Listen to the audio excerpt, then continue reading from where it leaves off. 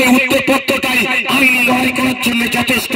কারণ যদি মাস্টার মশাই দেখেছি আমি সঠিক উত্তর দেওয়ার পর আমার উত্তরপত্র যদি লাল কালি মেরে দেয়, আমার কাছে কিন্তু একটা কপি আছে ভাই, মাস্টার কিন্তু এড়িয়ে যেতে পারবে না।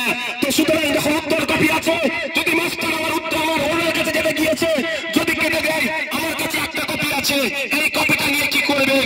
ভয় পাবেন না, ওই জাহির ভাইয়ের মতো অন্য ভুল কাজ করে ফেলবেন না, নিশ্চিন্তে থাকবেন। কথা দিয়ে যাচ্ছি, এখান থেকে ফুরফুরা শরীফ বেশি দূর নয়, পারলে আমার নেতৃত্বের সাথে কথা বলবেন, যদি মন না মারে সিধে ফুরফুরা শরীফে চলে যাবেন। জানেন 8ই ডিসেম্বর ফুরফুরা শরীফে নলেজ প্রোগ্রাম ছিল, বড় ভাইয়ের আপনাদের জন্য প্রোগ্রাম বাতিল করেছে। 7 তারিখে লিস্ট বার হবে, যদি ঘটনা চক্রে কারো নাম বাদ পড়ে যায় সে আতঙ্কিত হবে, তাই তার পরের দিনের জন্য পুরো প্রোগ্রাম বাতিল করেছে।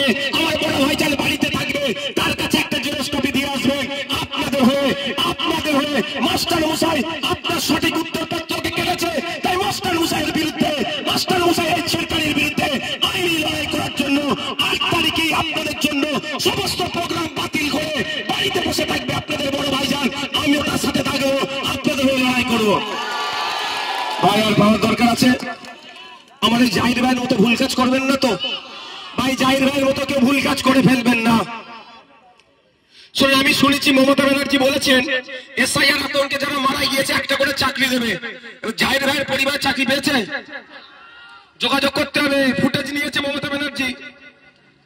আমার জাহির ভাই দুনিয়া ছেড়ে চলে গেল, তার দলের লোকেরা এসে অনেক কিছু বললো, আমি সকলে আসতে পারতাম, এই ভাই আমাকে আসতে বলেছিল, আমি কি বলেছি ভাইকে বলো কি বলেছি?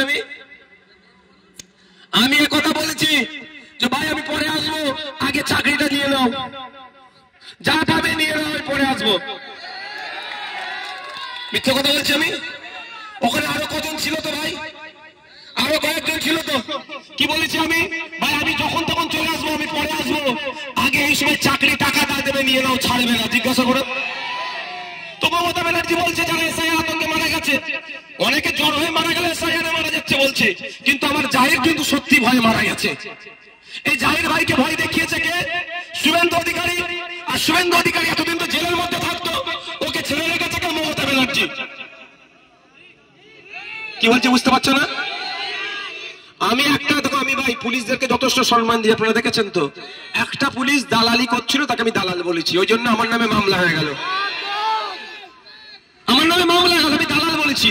আর কলকাতা পুলিশের সিপি স্যার, তাকে অকথ্য ভাষায় শুভেন্দু অধিকারী গালিগালাজ করলে একটা মামলা হলো না? ব্যাপারটা বুঝতে হবে আপনাদেরকে। ডাল মে কুছ কালা হ্যায়, পর্দার বাইরে দোস্ত কুস্তি আর পর্দার আড়ালে দোস্তি ও নেই চলেগা, ওটা ছেড়ে বন্ধ করতে হবে। তাই আপনাদের কি বললাম, আপনাদের নাম আসবে আমরা আশা করব, নাম আসবে আশা করব, যদি না নাম আসে কোশ্চেলিস্টে ভয় পাবেন না। কি বললাম? ভয় পাওয়ার দরকার নাই। আপনাদের এখানে নেতৃত্ব ওই অঞ্চলের ভাইটা আসো তো ভাই।